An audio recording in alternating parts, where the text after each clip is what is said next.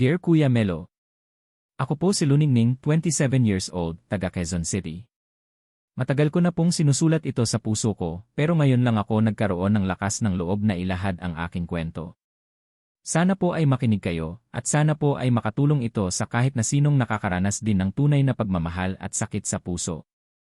Alam niyo po, nung una kong makilala si Thomas, hindi ko inaasahan na siya ang magiging bahagi ng buhay ko. Nung panahon na yon, nag-aaral pa lang ako sa kolehiyo, mahina pa ang loob ko, at madalas magduda sa sarili ko. Si Thomas ay isang simpleng lalaki, taga Batangas, nagtatrabaho bilang gwardiya sa isang ospital dito sa Maynila. Hindi siya mayaman, at walang malalaking pangarap na parang mga nakikita ko sa pelikula. Pero sa bawat ngiti niya, ramdam ko ang tapat na pagtingin. Hindi madali ang simula ng aming kwento. Madalas kami magkita sa mga gabi kung kailan nag-overtime ako sa trabaho bilang barista sa isang coffee shop. Minsan, naghahatid siya ng pagkain sa amin kasi malapit ang ospital nila sa coffee shop namin. Sa bawat pagkakataon na magkadikit ang aming mga mata, may kakaibang kiliti sa dibdib na hindi ko maipaliwanag.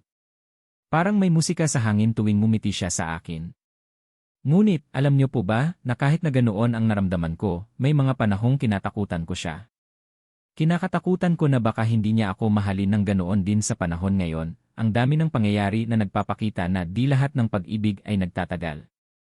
Hanggang isang araw, nagkaroon kami ng pagkakataong mag-usap ng masinsinan. Nagtapat siya na matagal na rin niyang ako gusto. Nakakatuwa dahil pareho kaming nahihiya sa aming mga salita. Nagsimula kaming maglakad ng magkasama sa mga parke, sa tabi ng Ilog Pasig, sa mga mataong lugar ng Quiapo at Divisoria, kahit na simple lang ang mga dates namin. Ngunit sa bawat simpleng sandali, ramdam ko na mahal ko siya. May mga araw na parang ang bilis ng oras kapag magkasama kami. Parang gusto kong ipagtapat lahat ng nararamdaman ko, pero hindi ko rin maiiwasan ang kaba sa puso.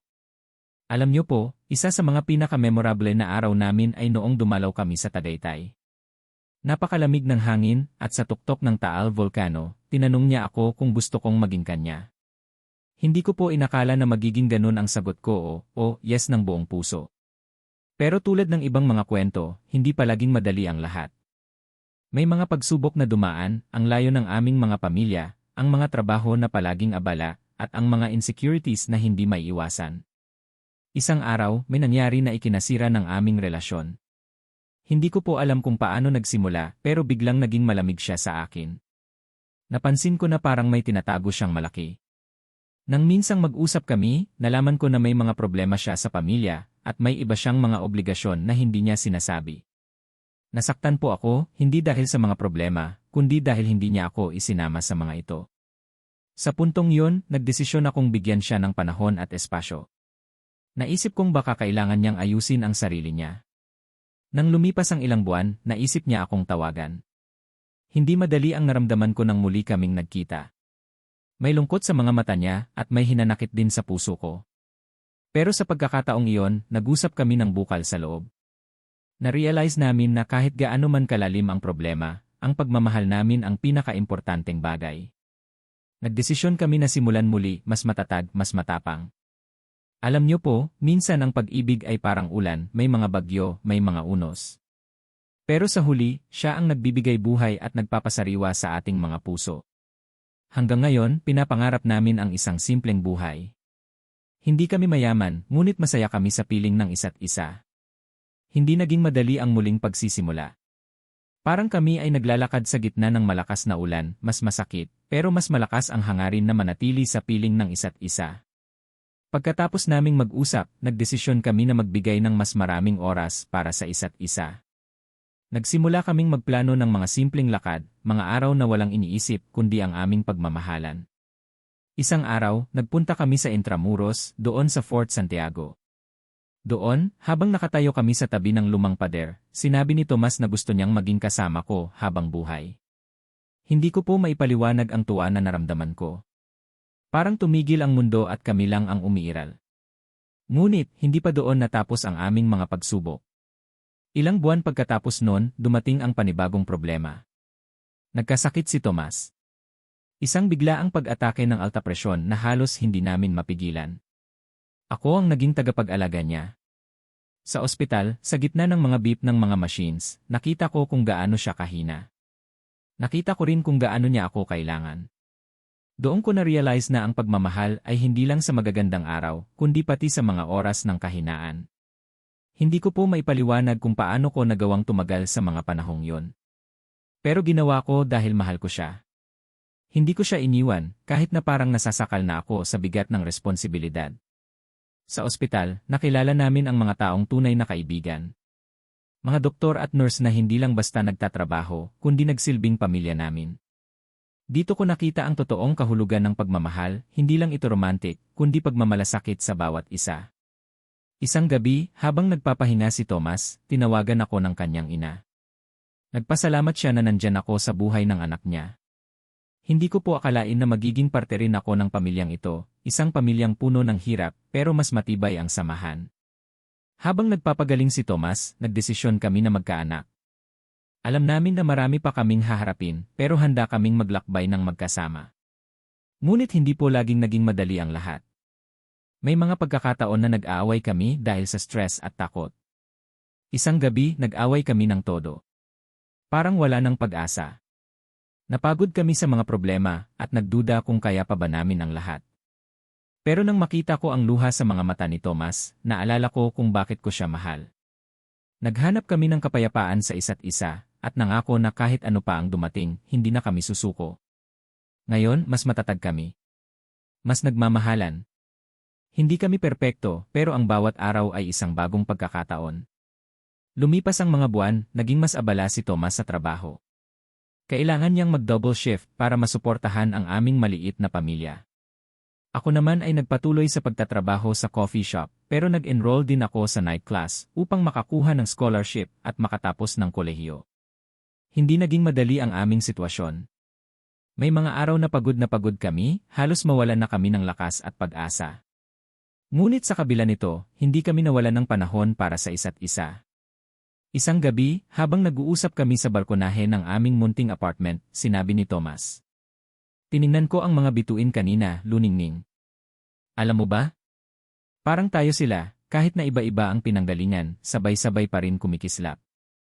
Ang ganda ng sinabi mo, Thomas. Parang pag-ibig natin, kahit na puno ng pagsubok, patuloy pa rin lumalaban. Sa mga sandaling iyon, lalo kong naunawaan na ang tunay na pag-ibig ay hindi lang sa saya, kundi sa pagtitiis sa mga panahon ng hirap. Isang araw, may dumating na hindi namin inaasahan. Ang dating kasintahan ni Thomas, si Mara. Nagulat po kami nang makita siya na nakatayo sa pintuan namin. Hindi ko po alam kung paano ko haharapin ang sitwasyong iyon. Thomas, kailangan nating mag-usap. Marami pa akong gustong sabihin. Mara, matagal na tayong naghiwalay.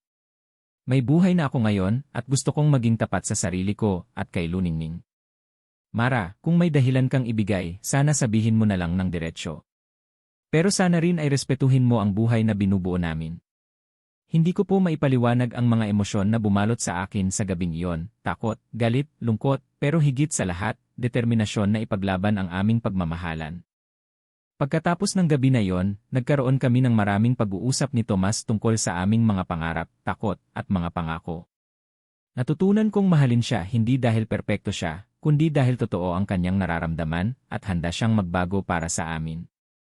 Makalipas ang ilang taon, napakaraming nangyari mula nang magkaroon kami ni Thomas ng munting sitala.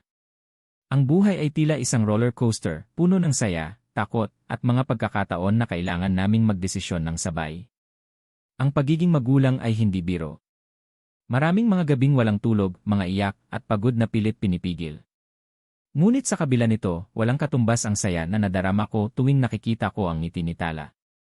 Isang gabi, habang pinapaliguan ko si Tala, napag-isip-isip ko kung paano kami nakarating dito, mula sa mga simpleng lakad hanggang sa pagiging magulang na ngayon. Nag-usap kami ni Thomas tungkol sa mga pangarap namin para sa anak namin. Sabi niya, Luningning, gagawin ko ang lahat para bigyan si Tala ng magandang buhay. Kahit mahirap, hindi ako susuko. Thomas, alam kong kaya natin to, basta magkasama tayo. Ngunit, hindi lahat ng bagay ay napag-uusapan lang at napagkakasunduan ng madali. Dumating ang panahong dumaan kami sa mga pagtatalo, mga hindi pagkakaintindihan dahil sa pagod at stress. Minsan, kahit gusto naming magkaintindihan, parang nagiging malabo ang aming mga puso. Parang naglalakad kami sa madilim na daan, naghahanap ng liwanag. Isang gabi, nagkaroon kami ng matinding pagtatalo dahil sa mga pangamba at takot. Si Tomas ay nag-aalala sa kanyang trabaho, habang ako naman ay natatakot kung paano namin susuportahan ang pamilya. Luningning, hindi ko alam kung hanggang kailan ko kaya ito. Parang napakabigat ng responsibilidad. Tomas, pareho tayo. Pero magkasama tayo sa laban na ito. Hindi ka nag-iisa. Pagkatapos ng gabing iyon, nagpasya kaming magpahinga, magdasal, at pag-isipan kung paano namin haharapin ang mga hamon. Habang lumilipas ang mga araw, natutunan naming pahalagahan ang maliliit na bagay, ang simpleng itinitala, ang tawanan namin sa umaga, at ang paghawak ng kamay sa gabi. Ngayon, mas lalo naming naintindihan na ang pag-ibig ay hindi lang basta damdamin. Isa itong pangako, isang desisyon na gawin ang tama kahit mahirap. Lumipas ang ilang buwan, si Tala ay lumalaki na, at kami ni Tomas ay patuloy na nag-aaral kung paano maging mas mabuting magulang at mag-asawa. Hindi biro ang pagsabayin ang trabaho, pag-aaral, at pamilya. Pero sa kabila ng lahat, ang pagmamahal namin ang nagiging sandigan. Isang araw, napagdesisyonan naming maglakbay bilang pamilya, isang munting bakasyon sa Batangas upang makapagpahinga at magbonding. Habang naglalakad kami sa tabi ng dagat, si Tomas ay nagkwento tungkol sa kanyang mga pangarap para sa amin. Luningning, balang araw, gusto kong magkaroon tayo ng maliit na negosyo. Para hindi na tayo mag-alala sa pera, at para mas may oras tayo para kay Tala. Ang ganda naman ng plano mo, Tomas. Gusto ko ring makatapos na ako ng pag-aaral para makatulong sa ating mga pangarap. Habang naglalakad kami, nakita ko kung gaano siya katatag at ka-determined. Doon ko na na-realize na kahit mahirap, kaya namin to. Ngunit, hindi maiiwasan na may mga problema pa rin na dumaan. Si Tomas ay nagkaroon ng matinding problema sa kanyang trabaho, na nagdulot ng stress sa kanya at sa amin. Luningning, may mga araw na gusto ko nang sumuko. Pero iniisip ko ang pamilya natin. Hindi ako pwedeng bumigay. Tomas, nandito lang ako sa tabi mo. Sama-sama nating haharapin lahat ng ito. Sa mga oras na yon, lalo naming naintindihan na ang pagmamahal ay hindi lang para sa magagandang araw, kundi lalo na sa mga pagsubok. Ngayon, patuloy kaming nagsusumikap para sa aming mga pangarap. Nagpapasalamat kami sa mga simpleng biyaya at sa bawat araw na magkasama kami.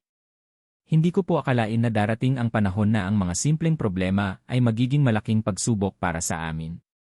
Si Tomas ay nagkaroon ng alitan sa trabaho. May mga hindi pagkakaintindihan siya sa kanyang mga katrabaho na nagdulot ng matinding stress. Isang gabi, umuwi siya ng tahimik, halos hindi makapagsalita. Nakita ko agad na may mabigat siyang iniisip. Luningning, nahirapan ako sa trabaho. Parang wala akong lugar doon ngayon. Tomas, nandito ako. Hindi mo kailangang harapin yan mag-isa. Habang nag-uusap kami, naisip ko kung gaano kahalaga ang pagiging bukas sa isa't isa. Hindi palaging madali, pero ito ang nagpapatibay sa amin. Habang si Tala ay natututo ng magsalita at lumakad, nararamdaman ko ang pag-usbong ng bagong pag-asa sa aming buhay. Luningning, kahit mahirap, gusto kong maging matatag para sa pamilya natin. Kaya natin ito, Tomas. Magkasama tayo. Natutunan naming harapin ang mga pagsubok ng magkasama, isa-isang nilalampasan ang mga unos na dumarating. Marami kaming pangarap para sa aming pamilya, mga pangarap na unti-unting natutupad sa tulong ng bawat isa. Sa bawat araw na lumilipas, mas lalo naming nararamdaman ang bigat at saya ng buhay pamilya. Si Tala ay patuloy na lumalaki, napakabilis ng kanyang mga pagbabago na hindi namin halos mabantayan. Isang araw, habang pinapaliguan ko si Tala, naisip ko kung paano namin napagdaanan ang lahat mula nung kami magkasama lang ni Tomas, hanggang sa ngayon na may sarili na kaming munting pamilya. Luningning, alam kong hindi madali, pero naniniwala ako na kaya nating lampasan lahat ng ito. Para kay Tala. Tama ka, Tomas. Basta magkasama tayo, kakayanin natin ang lahat. Sa mga sandaling iyon, lalo kong naisip na ang pag-ibig ay parang araw, kahit may mga ulap, hindi mawawala ang liwanag. Ngunit, tulad ng bawat pamilya, hindi nawawala ang mga pagsubok. May mga araw na pagod kami, at may mga pagkakataon na may hindi pagkakaunawaan. Luningning, kailangan nating mag-usap ng mas madalas. Para sa atin at para kay Tala. Oh, Tomas. Hindi lang tayo magulang, kailangan din nating maging magkaibigan. Simula noon, naging mas bukas kami sa isa't isa. Natutunan naming pakinggan ang bawat hinaing at unawain ang mga pangangailangan. Ang bawat araw ay isang bagong pagkakataon para patibayin ang aming samahan. Sa bawat halakhak ni Tala, nararamdaman naming lumalakas ang aming pamilya. Minsan po, sa kabila ng lahat ng hirap at pagsubok, nakakahanap tayo ng mga sandaling puno ng liwanag at saya. Si Tala ay lumalaki na at unti-unti niyang natutuklasan ang mundo. Kami ni Tomas ay patuloy na nag-aaral kung paano maging mas mabuting magulang at mag-asawa. Ngunit, tulad ng bawat pamilya, may mga pagkakataon na nagkakaroon kami ng hindi pagkakaunawaan, mga maliliit na away na nauwi sa mas malalalim na usapan. Isang gabi, nagkaroon kami ng matinding pag-uusap tungkol sa aming mga pangarap at kinabukasan. Luningning, gusto kong malaman mo na handa akong gawin ang lahat para sa ating pamilya. Pero kailangan natin ng plano para sa kinabukasan ni Tala. Tama ka, Tomas. Kailangan nating magplano ng maayos para sa kanyang edukasyon at para sa amin din. Nagplano kami ng mas maayos na budget at naghanap ng mga paraan para mas mapabuti ang aming kalagayan. Isa sa mga pinakamahirap na bahagi ay ang pagharap sa mga sakripisyo na kailangang gawin, mga bagay na gusto namin pero kinakailangan naming ipagpaliban para sa ikabubuti ng pamilya. Minsan, nakakapagod. Pero kapag nakita ko si Tala na masaya at ligtas, ramdam ko ang lahat ng paghihirap ay may halaga. Ang bawat araw ay isang hamon, ngunit ito rin ay isang biyaya. Sa bawat pagtitiis, natututo kaming magmahal ng higit pa. Habang lumilipas ang mga araw, mas lalo naming nauunawaan ang kahalagahan ng bawat sandali kasama ang pamilya. Si Tala ay mas naging masayahin at matyaga sa pag-aaral.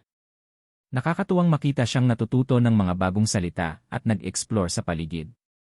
Isang araw, habang nagluluto ako sa kusina, narinig ko si Tala na nagtatawanan sa sala. Pinanood ko siya habang naglalaro kasama si Tomas na kumakanta ng kanyang paboritong kanta. Parang tumigil ang oras sa sandaling iyon. Tala, tara na. Sayaw tayo ng bahay kubo. Opo, tatay. Mga simpleng bagay na ito ang nagbibigay lakas sa amin sa araw-araw. Ngunit, tulad ng bawat pamilya, dumating ang mga hindi inaasahang pagsubok. Isang araw, may dumating na tawag si Tomas mula sa kanyang trabaho. May malalaking pagbabago raw na magaganap at hindi niya alam kung paano ito haharapin. Luningning, kailangan nating pag-usapan ito. Malaki ang pagbabago sa opisina at baka maapektuhan ang trabaho ko. Huwag kang mag-alala, Tomas. Sabay nating haharapin ito. Hindi ka nag-iisa. Nagdesisyon kaming mag-usap ng masinsinan tungkol sa mga plano para sa aming pamilya. Napagdesisyonan naming mag-ipon ng mas maigi at maghanap ng mga alternatibong pagkakakitaan. Dahil sa stress ng mga nangyayari, may mga sandaling nagkakaroon kami ng tampuhan. Pero laging umiikot sa respeto at pagmamahal ang aming mga pag-uusap. Tomas, alam kong mahirap pero nandito ako para sa'yo. Sa amin. Salamat, Luningning. Hindi ko alam kung ano ang gagawin ko kung wala ka. Habang lumalalim ang aming samahan, natutunan naming mas pahalagahan ang maliliit na bagay. Mga simpleng hapunan na magkasama, mga kwentuhan habang nililinis ang bahay, at mga yakap sa gabi. Isang gabi, habang si Tala ay natutulog na, nag-usap kami ni Tomas tungkol sa aming mga pangarap.